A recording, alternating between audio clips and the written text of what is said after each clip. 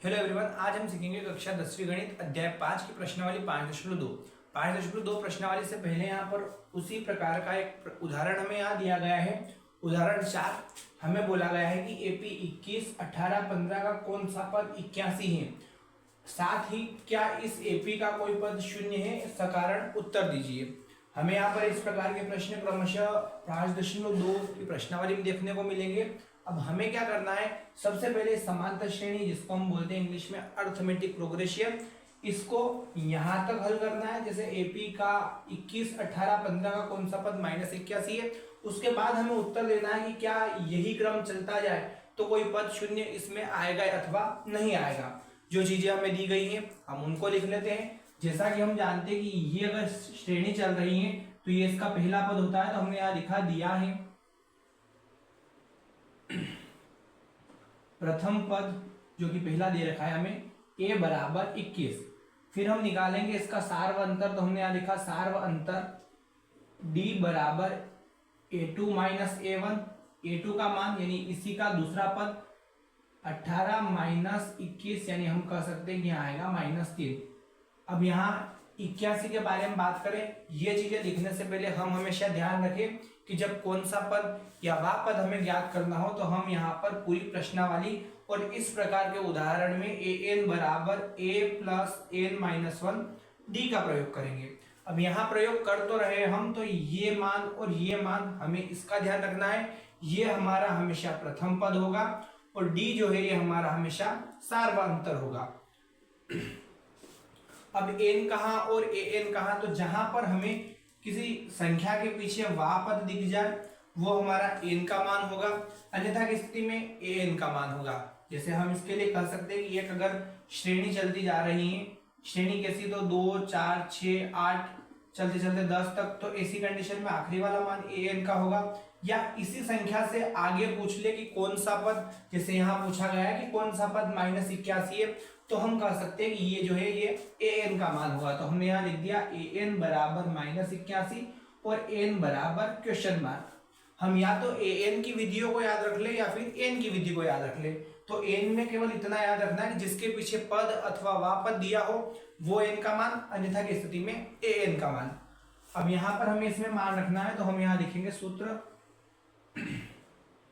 an बराबर a plus n minus 1 d, और यहाँ इसका प्रयोग कर रहे हैं तो हमने यहाँ लिख दिया के प्रयोग से। अब हमें क्या करना है, तो an का मान तो हमें दिया गया है -81 बराबर a की जगह हमें दिया गया है 21 प्लस n माइनस 1 जिसे हमें ज्ञात करना है, और d का मान हमें दिया गया है -3। इसको हम सरल करते हैं। जैसा कि हम जानते हैं प्लस वाली संख्या बराबर से उधर जाएगी, माइनस की हो जाएगी, तो हम इसको लिख देंगे -81 माइनस 21 बराबर n माइनस 1 गुणित -3। अब इसको माइनस माइनस प्लस कर लेंगे और जो भी आएगा वो माइनस में आएगा। क्यों? क्योंकि बड़ी संख्या माइनस की है। तो ये हो जाएगा -102 बराबर n माइनस 1 गुणित -3। हमें क्या करना है कि यहाँ गुणे में 3 दे रखा है। गुणे वाली संख्या को अगर हम बराबर से उधर भेजते हैं तो वो बटे में चली जाती है, यानी हो जाएगा 102 बटे -3। और हमेशा इतना ध्यान रखें कि अगर गुणे से भाग में या भाग से गुणे में आ रही है तो जैसा चिन्ह यहाँ रहेगा वैसा का वैसा चिन्ह वहां जाएगा, और जैसा चिन्ह वहां रहेगा इसको हम फिर रिटर्न गुणे में लेके आए तो वैसा का वैसा चिन्ह यहाँ आएगा।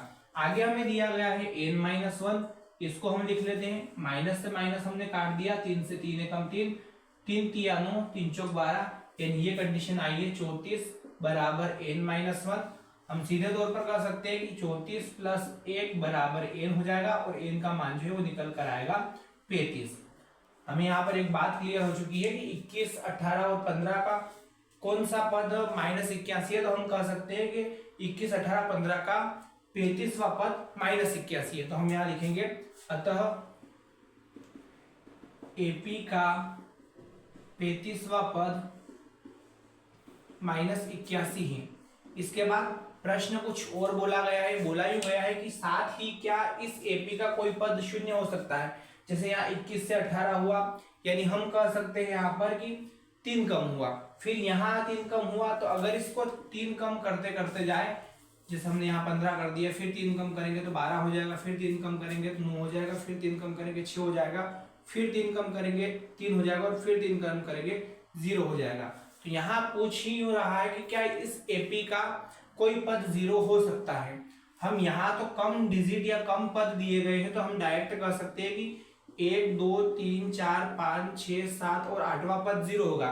पर अगर यह श्रृंखला बड़ी होती, वैसी कंडीशन में हम उसे कैसे ज्ञात करते।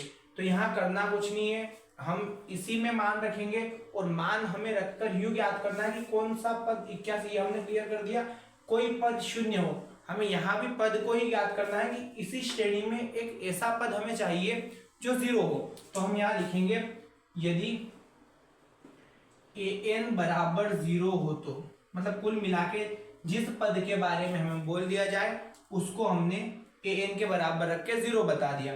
इसी सूत्र में मान रख देते हैं तो ये हो जाएगा सूत्र an बराबर a plus n minus 1 d से करना है। तो an का मान तो हमने 0 बता दिया, a जो कि हमारा पहला पद वहां दे रखा है 21 प्लस n, हमें मान ज्ञात करना है कि कौन सा पद होगा, तो हमने n की जगह n ही रखा -1 और साथ में यहाँ चल रहा है गुणे में -3। 21 को हम उधर भेजेंगे माइनस के 21 हो जाएंगे, बराबर n माइनस 1 गुणित -3।